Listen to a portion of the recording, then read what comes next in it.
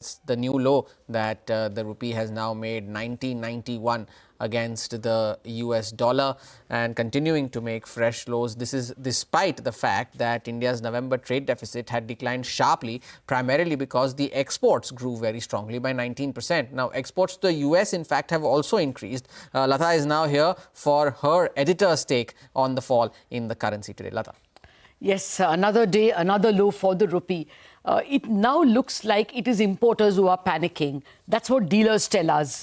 The scene from the Reserve Bank appears to be let it find its own level. They are apparently in the market, but not really trying to protect any level.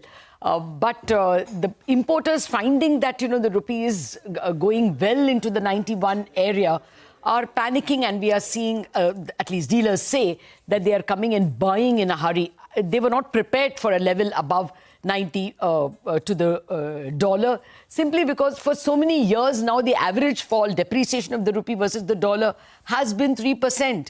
And now it is 3% since mid-November itself, which clearly importers were not prepared for. And that's why you're seeing this, elevated rise in purchases of dollars.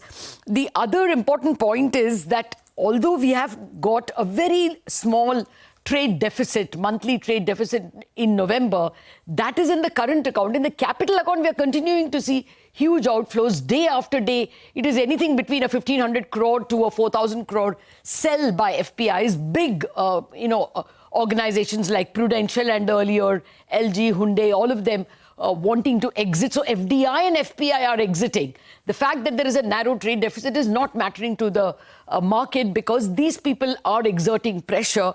You must note that in a day like today, when trade data is good, the dollar index has fallen, crude is at $60. In spite of it, the market is not taking any encouragement. There are no positives for the rupee long guys, simply because, there is no support. There is no two views in the market. There is no supply of dollars. It is this FPI, relentless FPI selling that is countering all these positives for the FX market. Right, Latha, thanks a lot for that. But, what is this reluctance of the RBI for it to let it fall the way it is? I mean, at some point, it would have perhaps come in. I think that's what they tried earlier. Okay. And it didn't work. I mean, if the pressure of FPI selling is so huge, $17 billion and counting, as far as only FPI exit is concerned. And now even the bond guys are selling. Bonds were 8 billion positive in this year to date. But last few days, we have seen them also selling because the currency is not helping. Every day they see their profits evaporating. So that group has also started selling. Now, if you come and try, you can't really bet against the market. You have to ensure that the FPIs find Indian markets attractive. There is no other way to solve this problem.